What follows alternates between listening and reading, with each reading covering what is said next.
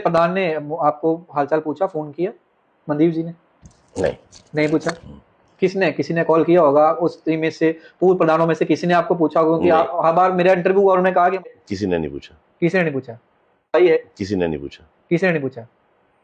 कैसा अनुभव कैसा रहा आपका? क्योंकि जो रायपुर सभा संगठन के प्रधान है आप, और उनके साथ कई सालों से आपने काम भी किया है। मैंने कहा कि अगर यही मसला कभी मेरी बी टीम के साथ बना होता आप खड़े तो होते? सबसे पहले दिलावर सिंह मनाज सबसे आगे खड़ा होता। और ये मैं कोई अपनी टीआरपी बढ़ाने के लिए नहीं कह रहा, मैं दिल से कह रहा हूँ। मैं अपने 2 बच्चों की कसम खा के कह रहा हूँ कि अगर कभी ऐसा मौका उन पे आता तो अगर दिलावर सिंह सबसे आगे खड़ा नहीं होता तो आप जो मैंने आज भी मैं कह रहा हूँ, आज की दिन आज की डेट नोट कर लीजिए, मैं आज भी कह रहा हूँ कि अगर किसी तरीके से जो युवा राजपूत पॉलिटिकल लोगों की शिकार हुई है, इसके 2 फाड़ हुए हैं, अगर आज भी कहीं मौका मिले कि अगर किसी तरीके से ये इकट्ठी हो सकती है, मैं अपनी पगड़ी देने को आज भी तैयार हूँ। मैं बहुत बड़ी बात कह रहा हूँ, ऑन रिकॉर्ड कह रहा हूँ। मैं समाज को इकट्ठा रखना चाहता हूँ कि उसके 2 फाड़ करना नहीं। ये पगड़ी किसी के सर पे भी होगी, काम तो समाज का ही करना है। तो मैं ऐसे भी समाज का काम कर सकता हूँ, बिना पगड़ी के भी कर सकता हूँ। युवा राजपूत सभा एक हो सकती है मेरी पगड़ी देने से किसी को, तो मैं अपनी पगड़ी देने के लिए आज भी तैयार हूँ। अगर मेरे को वर्क ही करना है तो जरूरी नहीं कि सर पे ताज होगा तो ही मैं समाज सेवा करूंगा। मैं बिना ताज के भी, जब मैं युवा राजपूत सभा में आया था तो 25 से 30 शादियां मैं पहले ही करवा के आया था। मरने के बाद भी कोई दुनिया में ऐसा कोई होगी जो याद करेगी, कोई इंसान धरती पे आया था, मरना तो एक दिन है। तो एक कुत्ते की मौत मरने से अच्छा किसी शहीद की मौत मरो। तो हम आए ही इसीलिए थे कि अपनी जिंदगी जितनी जीनी थी, जो खाना था, पीना था, घूमना था, फिरना था, सब कुछ कर लिया। तो जब जो जीवन बचा है ये किसी के काम आ जाए, किसी समाज के काम आ जाए, किसी धर्म के काम आ जाए, तो जब उन लोगों के ये जीवन काम आ जाएगा तो फिर मेरे अपनी अंतरात्मा को शांति मिल जाएगी कि मैं किसी के काम आया। लिखूंगा उसमें त्याग हूं, मेरे मरने के बाद अगर किसी को मेरी आंखें, कान, दिल कुछ चाहिए होगा, वो भी जलाने से अच्छा है वो किसी को दे दो, किसी का काम आ जाए। राजपूत सभा का असली प्रधान कौन? तो लोगों ने उसका जवाब दिया कि प्रधान कौन, काम करने कौन आया, टीआरपी लेने कौन आया। अगर टीआरपी का ही मकसद होता तो फिर हम लोगों के काम नहीं करते, फिर सिर्फ टीआरपी लेते, पूरा दिन धूप में नहीं घूमते, फिर हमें भी कोई जरूरत नहीं थी। जब नशा मुक्त अभियान चला तो वहां पे पूरा दिन लोगों को खड़े होकर पानी पिलाते रहे, बिस्किट बांटते रहे। तो फिर हम भी एक बंदा कोई भेज देते फॉर्मेलिटी के तौर पे कि जहाँ वहां पीछे बोर्ड लगा देते युवा राजपूत सभा का। अगर ये यूनाइट रहते, अगर प्रधान एक होता या फिर कोर कमेटी एक होती, संगठन एक होता, आपको लगता नहीं है कि ये ताकत जो है, ये प्रेशर एडमिनिस्ट्रेशन पे कुछ और होता?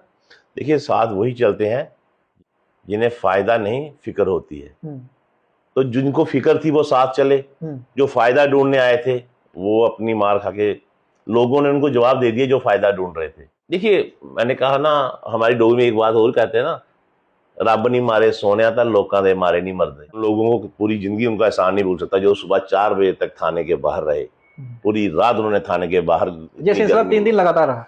और ये सिलसिला 3 दिन आपका इंतजार हर कोई बाहर कर रहा था, आपका चाहने वाला बाहर कर रहा था, और सोशल मीडिया जो लोग नहीं पहुंच पाए वो सोशल मीडिया पे आपको सपोर्ट कर रहे हैं। देखिए, मैंने वही कहा ना कि आपका मनोबल तभी बढ़ता है जिन लोगों के पीछे आपने स्टैंड रखा था, वो आपके साथ, वो अगर खड़े थे हमारे साथ, तो फिर उन लोगों के लिए काम करने का मजा भी आता है, एक जज्बा भी होता है, एक जुनून भी पैदा होता है।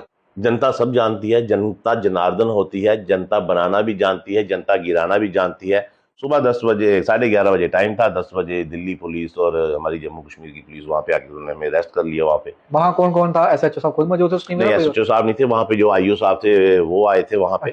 और उनके साथ 4 बंदे टोटल थे, जम्मू के थे और बाकी दिल्ली की पुलिस थी। आप कैसे वहां से उन्होंने मेरे को वहां पे पहले लोकल बताया क्या आपको कि किस बिना पे आपको लेके जा रहे हैं? यही नागमणि स्कूल के इशू में बताया? मैं तो खुद समझ गया कि ये किस उस पे आए हैं, पर मेरे को इतना मेरे मन में एक बात थी कि शायद ये सारे केसों को क्लब स्लब करके कहीं मेरी आवाज दबाने के लिए कहीं पीएसए टूएसए वाला चक्कर। आपने कहा भी था मेरे इंटरव्यू में कि पीएसए भी लगाए तभी मैं आवाज अपनी बंद नहीं करूंगा और बुलंद से उठाऊंगा। मैंने पहले भी कहा था कि मैं कहता हूँ कि कैसे हराओगे तुम मुझे, कैसे हराओगे तुम मुझे, मैं तो तुमसे जीतना ही नहीं चाहता। मैं ऐसी आवाज ही नहीं उठाता कि मेरे पे एफआईआर लगते। फिर मैं भी पॉलिटिकल बातें करता कि एक शख्स था वहां पे जिसने ऐसे ही किया, तो मैं जिस शख्स के बारे में बोलूंगा मैं उसका नाम लेता हूँ। तो नाम लेना कोई गुनाह नहीं है। अगर किसी ने कुछ गलत किया है तो उसका नाम लेके हम बोल सकते हैं। आज अभी भी मैं कह रहा हूँ, जावेद राणा साहब वहां पे आए, बड़ा मैं उनको अप्रिशिएट कर रहा हूँ कि अपने लोगों के लिए खड़े तो हुए, पर हम लोगों के लिए कौन खड़ा हुआ आज तक? यूनिवर्सिटी का मुद्दा बना, कौन सा हमारा एमएलए हमारे साथ खड़ा हुआ? जम्मू में जितने भी मुद्दे हुए, स्पोर्ट्स के मुद्दे हुए, कौन सा मंत्री हमारे साथ खड़ा हुआ? क्योंकि अगर प्रधानमंत्री नरेंद्र भाई मोदी जी वहां बैठे हैं तो शायद उन तक हमारी बातें नहीं पहुंचती हों। तो हमने सोचा शायद सोशल मीडिया में तो हमने बड़ा प्रयास करके देख लिया कि अपनी आवाज अपने माननीय प्रधानमंत्री नरेंद्र भाई मोदी जी के पास पहुंचाए, अमित शाह जी के पास बढ़ाए। और खास करके स्कूल का मुद्दा था, एजुकेशन का मुद्दा था, तो हमारे जो देवेंद्र प्रधान जी हैं, जो एजुकेशन मंत्री हैं सेंटर के, और खास करके ये जो नागमणि स्कूल था, ये महाराजा हरि सिंह जी की देन था अनाथ बच्चों के लिए।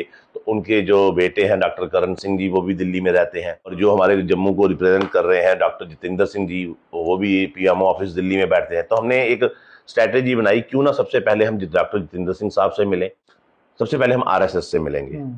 कि आरएसएस कोई पार्टी नहीं है, वो एक सोशल ऑर्गेनाइजेशन है कि हम लोगों की बात को सुनते हैं, तह तक जाते हैं। और आज की डेट में हमें अपने आरएसएस पे भी इतना भरोसा भी है कि आरएसएस जो काम करती है बिल्कुल क्लियर उनका फंडा है, जो सही है वो सही है, जो गलत है चाहे फिर वो अपना क्यों ना हो। वहां पे उन्होंने एक टीम बनाई कि हमें नागमणि का मुद्दा हमें पूरा बताया जाए कि वहां पे हो क्या रहा है। जब आप जनता की आवाज के लिए अंदर जाते हैं और जनता का आपको समर्थन भी मिलता है, सपोर्ट भी मिलती है, तो फिर आपकी कहीं ना कहीं आपका मनोबल बढ़ता है। इनके लिए आपने आवाज उठाई है, अगर वो आपके साथ खड़े हैं तो फिर इंसान दुगनी ताकत से काम करता है। बच्चों से लेके बुजुर्गों तक सब जनता ने, जम्मू की जनता ने मेरा साथ दिया, तो उससे मेरी हिम्मत, मेरे अंदर की ताकत और बढ़ी है। ऐसे जनता के लिए अंदर जाना, एक बार क्या 100 बार भी अंदर जाएंगे तो कोई परवाह नहीं, क्योंकि क्षत्रिय धर्म है हमारा, और क्षत्रिय का धर्म है अन्याय के खिलाफ आवाज उठाना। ये कोई कि हाथ मिलाया हुआ था कि मैं वहां जा रहा हूं और पॉपुलैरिटी गेन करने के लिए पहले मैसेज कन्वे किया और वहां से आप आराम से वापस भी आ गए। जम्मू कश्मीर में राजनीति से परे हटकर अगर आप देखेंगे तो सोशल मीडिया पर सिर्फ एक नाम ट्रेंड कर रहा है, और आज की डेट में आप सभी जानते हैं कि वो नाम कौन सा है। अगर बात करें सियासत की तो महराज मलिक जो है इस समय सुर्खियां बटोर रहे थे, लेकिन उसके ठीक बाद जो है दिलावर सिंह मनाज, जो रायपुर सभा के प्रधान जो हैं, उन्होंने खूब सारी सुर्खियां बटोरी। और इस समय मैं आपको रूबरू करवाऊंगा, हमारे साथ मौजूद है स्टूडियो में। दिलावर जी, सबसे पहले तो आपका स्वागत हमारे साथ। जी, आपका बहुत बहुत शुक्रिया। सबसे पहला सवाल मेरा आपसे यही रहेगा कि आप 2 से 3 दिन आप जो है आप पुलिस स्टेशन रहे हैं और अब बाहर आए हैं, तो कुछ बदलाव लग रहा है वहां से और अब में, जब सेम दिलावर सिंह मनाज बाहर आया है? नहीं, देखिए, मायने ये रखता है कि आप किस केस में अंदर गए हैं। जब आप जनता की आवाज के लिए अंदर जाते हैं और जनता का आपको समर्थन भी मिलता है, सपोर्ट भी मिलती है, तो फिर आपकी कहीं ना कहीं आपका मनोबल बढ़ता है कि आप जिनके लिए आप अंदर गए हैं, जिनके लिए आपने आवाज उठाई है, अगर वो आपके साथ खड़े हैं तो फिर इंसान दुगनी ताकत से काम करता है। और अगर आप जिनके लिए आपने स्टेप उठाया था, अगर उन लोगों का साथ आपको नहीं मिले तो फिर कहीं ना कहीं मनोबल टूटता है। पर मेरा मनोबल पहले से और ज़्यादा बढ़ गया है, क्योंकि जनता की भारी सपोर्ट मिली, उन बच्चों की भारी सपोर्ट मिली। लोग, मतलब बच्चों से लेके बुजुर्गों तक सब जनता ने, जम्मू की जनता ने मेरा साथ दिया, तो उससे मेरी हिम्मत, मेरे अंदर की ताकत और बढ़ी है। मेरे को कोई दुख नहीं है कि मैं जिनके लिए अंदर गया था, ऐसे जनता के लिए अंदर जाना, एक बार क्या 100 बार भी अंदर जाएंगे तो कोई परवाह नहीं है। आपके 2 रूप हमने और लोगों ने देखे। पहला वो जो अग्रेसिव नेचर है, आपने जो मुद्दे उठाए वो जनहित को काफी ज्यादा पसंद आए और लोगों ने उसे सराहा भी, चाहे वो वाइन शॉप के ओवर चार्जेस हो, आपने सबसे पहले वो मुद्दा उठाया, फिर आपने जेडीयू से जुड़ा हुआ मुद्दा उठाया, उसकी आवाज उठाई। जम्मू मुस्लिम कॉर्पोरेशन के अधीन आने वाली रेहड़ी फड़ी वाले लोग हैं, जब उन पर जो है आक्रमण होता है, उन पर जो है उनकी रेहड़ियों को तोड़ा जाता है, तब आप आवाज उठाते और कहते हैं कि बाहरी क्षेत्र के लोग हैं, उन्हें लाइसेंस है या नहीं है, वो किस तरीके से यहाँ पर चला रहे हैं और अपने लोगों को क्यों आप जो हताश कर रहे हैं, आपने वो मुद्दा उठाया। रिसेंटली नागमणि वाला इशू जो था, इसमें आप सामने आए और उस समय आप जो है वो काफी ज्यादा इमोशनल भी दिखे और आपकी आंखों से आंसू भी आए, यानी कि आपके दोनों चेहरे जो थे वो जनता के सामने थे। और अब अगर बात करें तो जो आपने मुद्दे उठाए, लोगों ने उसे सराहा भी। क्या लगता है, जो जनता के मुद्दे उठाए, यही मुद्दे उठाना क्या आप पर भारी पड़ गया, जिस वजह से ये इतनी सारी FIR का सिलसिला शुरू हो गया? देखिए, सबसे बड़ी बात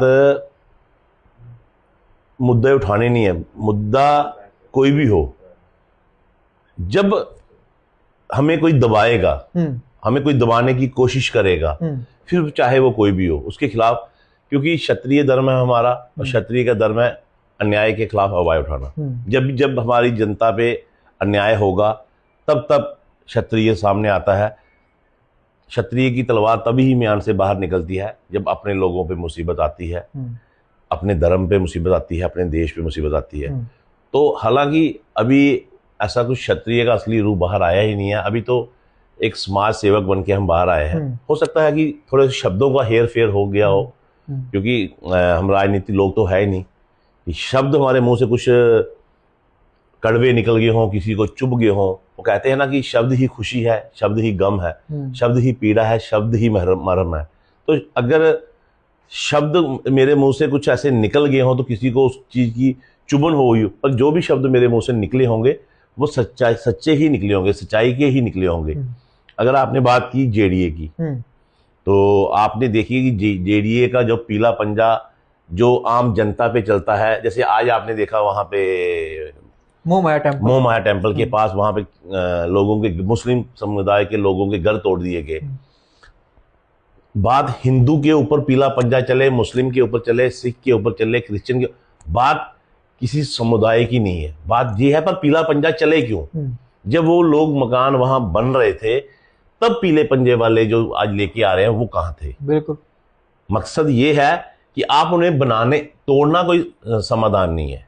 आप किसी चीज को तोड़ दें वो समाधान। आप उसको तोड़ने से अच्छा, अगर आपको लगता था कि वो सरकारी जमीन पे बना हुआ है, आप उसको टेक ओवर कर लीजिए, वहां पे कोई सरकारी चीज बना दीजिए। जितनी सी लागत वहां पे आई होगी उतनी सी लागत जमीन जेडीए की हो सकती है, पर जो उसके ऊपर पैसा लगा वो किसी ना किसी इंसान का है। तो आप उसको मलबे के, ईंट पत्थर बजरी के जितना सा उसका पैसे लगे हैं उतने से पैसे उसको देखिए, वहां से निकालें, और उसी जगह पे आप कोई अगर गवर्नमेंट डिपार्टमेंट की कोई चीज बनाना चाहते हैं, कोई ऑफिस बनाना चाहते हैं, ऐसे तो हमें बाथरूम बनाने के लिए जगह नहीं मिलती। जब बात करते हैं कि हाँ सरकारी फंड आया है कि बाथरूम बनाए, तो जगह ही नहीं मिलती। तो अगर कोई चीज बनी, तोड़ना कोई समाधान नहीं है। मैंने जावेद राणा साहब का वो देखा, बाइट सुनी मैं उनको मुबारकबाद देता हूँ, और ऐसा हर एमएलए को करना चाहिए। मैं राजीव भगत जी जो एमएलए बिश्ना है, मैं उनको मुबारकबाद देता हूँ। अपने लोगों के लिए खड़े तो होते हैं ना। बिल्कुल। हमें एमएलए वैसे चाहिए, हमारे प्रतिनिधि ऐसे चाहिए जो अपने लोगों के मुसीबत में जब कोई पड़ा हो तो उसके काम आए।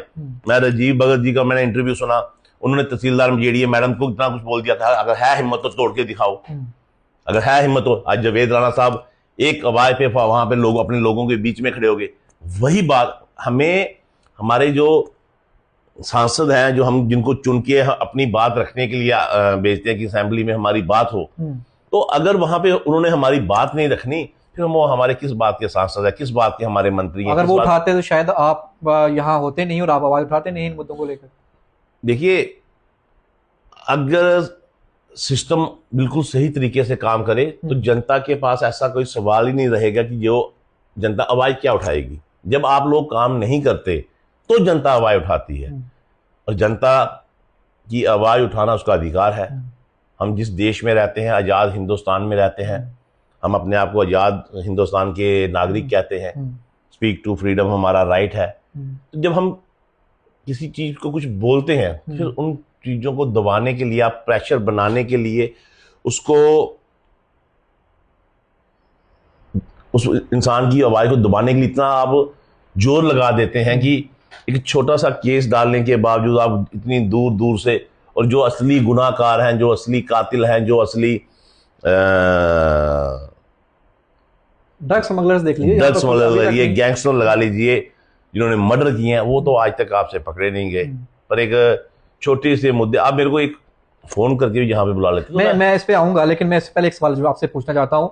आप मुझे बताइए, आपने जितने भी मुद्दे उठाए, इसको लेकर आपने कहा कि सिस्टम, तो ये सिस्टम जो है ये आपको सोशल एक्टिविस्ट की तरह ले रहा है, आपको लगता है, या फिर आपको अपने लिए खतरा मार रहा है सिस्टम, इस वजह से ये एफआईआर का दौर शुरू हो गया? देखिए, हमेशा दो नियमों का पालन करना चाहिए, या तो चुप रहो या फिर अगले को चुप करवा दो। अच्छा, चुप रहने वालों में से हम नहीं। जो गलत करेगा उसको चुप कराना हमें आता है। कैसे आता है? आपने, हम श्री रामचंद्र जी के वंश के हैं, सूर्यवंशी हमारे ये गोत्र है, और सूर्यवंशी रामचंद्र जी भी उसी गोत्र के थे। तो जब न्याय और अन्याय की लड़ाई होती है तो हमें सिखाया ही वही गया है कि न्याय ही हमेशा जीतता है। जब आप अपनी किसी सामाजिक या किसी गरीब की बात लेके उठते हैं तो उसके साथ आपका पूरा समाज, आपके पूरे बरादरी, आपके पूरा देश आपको उस मुद्दे में साथ देता है। तो जब आप अपने पर्सनल बेनिफिट के लिए, अगर मैं पर्सनल बेनिफिट की करूं तो कभी आप मेरे जहाँ पे मैं रहता हूं कभी वहां पे आए कि मैं किस गली से होके मैं अपने घर में जाता हूं, आज तक मैंने कभी वो आवाज नहीं उठाई। मैं लोगों के बिजली के बिल माफ करने की बात उठाता हूं, पर अभी पिछले दिनों मेरे एक बिल्डिंग थी, बंद थी, कई सालों से बंद पड़ी थी। जब कोरोना आया था तो वहां पे ब्रांड फैक्ट्री हुआ करती थी। बंद बिजली का बिल मेरे को अभी थोड़े दिन पहले दे दिया गया 42 लाख रुपया, 42 लाख रुपीस मेरे को बिल दिया गया। शायद मेरे को ये जनता की सेवा करने का इनाम मिल रहा है। मैं लोगों के तो माफ कराने की बात करता हूं, पर अपनी माफ करवाने की बात किससे करूं? मैंने आज तक वो भी बात किसी से नहीं की। अगर मैंने म्युनिसिपैलिटी के खिलाफ कोई आवाज उठाई तो मेरी बिल्डिंगें सीज कर दी गई। अगर मैंने रेडी फड़ी वालों की बात करवाई की तो मेरे पे एफआईआर लगा दी गई। अगर मैंने गोरक्षा की बात की तो तब भी मेरे पे एफआईआर। अगर मैंने जेडीए के साथ कहा कि जेडीए चाहता है कि लैंड ग्रैबिंग ना हो, सरकारी लैंड, तो अगर मैंने वहां पे जाके बताया कि यहाँ पे सरकारी लैंड ग्रैब करके नाले को कंजस्ट करके उसमें फिलिंग करके वहां पे कार पार्किंग बनाई जा रही है उदयवाला में, हम मर गए बोल बोल के। जेडीए के डिपार्टमेंट आया, रेवेन्यू डिपार्टमेंट आया, पर अभी तक जेडीए के बीसी के कान पे जूं तक नहीं देंगी। देख के आंखें बंद करना, कबूतर वाला हिसाब कि शिकारी मेरे को नहीं देख रहा कि मैंने आंखें बंद कर ली हैं। तो ऐसे जो लोग कुर्सियों पे बैठे हैं, मैं चाहता हूं कि ऐसे लोग जब बड़े अफसर पढ़ लिख के आईएएस अफसर बनते हैं और एक आम जनता को एक उम्मीद होती है कि अगर हम बड़े अफसर के पास जाएंगे, चाहे शायद छोटा अफसर हमारे साथ गलत कर रहा है, हम किसी बड़े अफसर के पास जाते हैं तो शायद वहां से न्याय मिलेगा। और जब वहां से भी हमें खाली हाथ वापस लौटना पड़ता है तो फिर जनता की एक उम्मीद टूट जाती है, फिर उसको किसी पे विश्वास नहीं रहता। फिर ना तो उसे छोटे अफसर से लेके बड़े अफसर तक रहता है, फिर और ना ही जिन लोगों ने उनको लगाया होता है उन पर रहता है। फिर एक किस्म से ऐसा होता है कि सरकार पर ही विश्वास नहीं रहता कि जो हमने आ रही सरकार है वो हमारे लिए कर क्या रही है। अगर लूटने का तरीका बनाया है तो जनता को ही लूटना है, तो फिर ऐसी सरकार हमने क्या करनी है। आज जम्मू कश्मीर में जो सरकार बैठी हुई है, ये वही सरकारें हैं जिन्होंने अपने मैनिफेस्टो में कितने बड़े बड़े वादे किए थे। आज सरकार बन के वो लोग यहाँ पे बैठे हुए हैं, पर आम जनता के साथ जो वादे किए थे, साल के 12 सिलेंडर, 1 लाख नौकरियाँ, EWS वाली महिला को 5,000 रुपया महीना, फिर आपका हो गया 200 यूनिट बिजली फ्री की बात, 200 यूनिट बिजली फ्री, बिल्कुल बेरोजगार युवाओं की बात। हाँ, हर एक घर के हर मेंबर को 10 किलो चावल, किराना राशन स्टोर पे आपको मिट्टी का तेल, आटा, शुगर, सब कुछ मिलेगा। सारे वादे सरकार आज हाथ खड़े कर दिए। अगर आपने ये वादे किए थे और आपकी सरकार बनी, अगर आपने ये वादे किए थे और आपकी सरकार बनी, तो अगर आपने वो सरकार बनाई है तो आपने अगर वो वादे पूरे नहीं किए, इसका मतलब कि आपने जनता को धोखा दिया है। और अगर आपने जनता को धोखा दिया है तो मेरे पे एक स्कूल जाने के लिए एक एफआईआर लग सकती है। हालांकि मेरे साथ तो मीडिया था, पुलिस थी, वहां स्कूल के जो बच्चे पढ़ते थे वो थे, उनके पेरेंट्स थे, सारे थे, तो मेरे पे लग सकता है। तो आपने तो धोखा दिया है, आप पे तो 420 का पर्चा लगना चाहिए और उस हर एमएलए पे लगना चाहिए जिनकी सरकार यहां बनी हुई है, उस हर मंत्री पे लगना चाहिए जिनकी सरकार जम्मू कश्मीर में चल रही है, कि वो सारे, किसी ने, वो सब ने वो पोस्टर दिखाए थे अपने, जब कंपेनिंग करने आते थे तो वो पोस्टर दिखाए जाते थे, जनता में बांटे जाते थे, जनता को गुमराह किए जाता था। तो जब आपने अपने वो वादे पूरे नहीं किए तो फिर मैं तो चाहता हूं कि उस हर बंदे पे FIR लगनी चाहिए। उसने धोखा दिया है, जनता को धोखा दिया है, बोली वाली जनता को ठगा है, तो इसलिए अगर उन्होंने ठगा है तो उस चीज पे एक्शन होना चाहिए।